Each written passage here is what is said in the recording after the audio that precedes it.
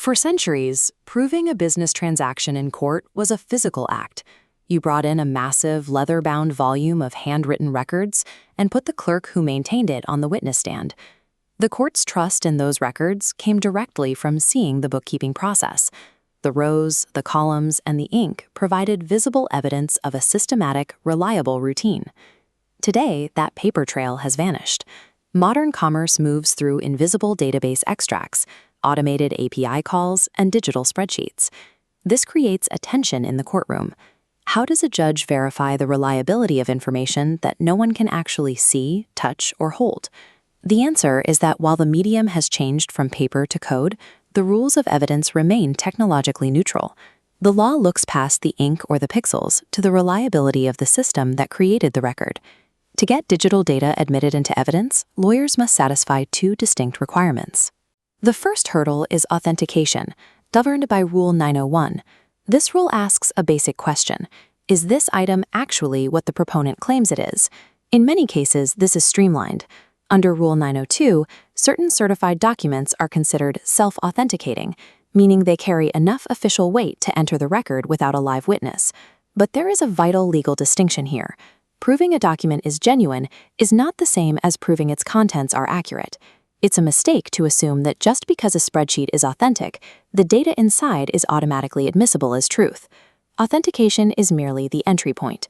Proving where a file came from does not guarantee that the information can be used to prove the facts of the case.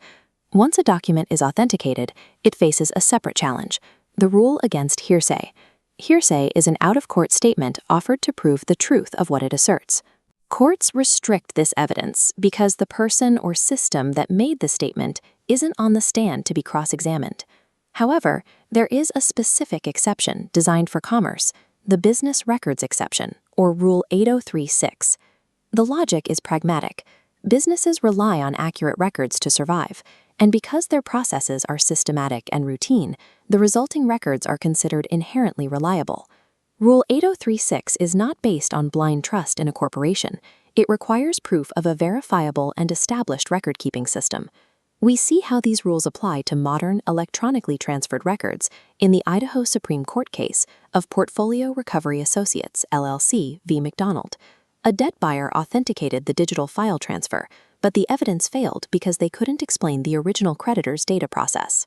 The court required more than proof of transfer.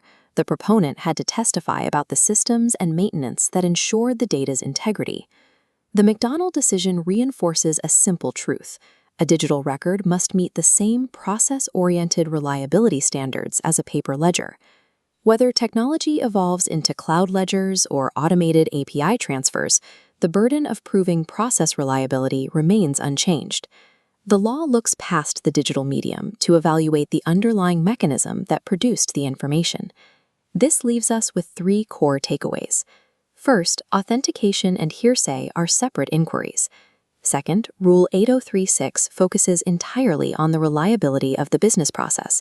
You must be able to explain how the data was built.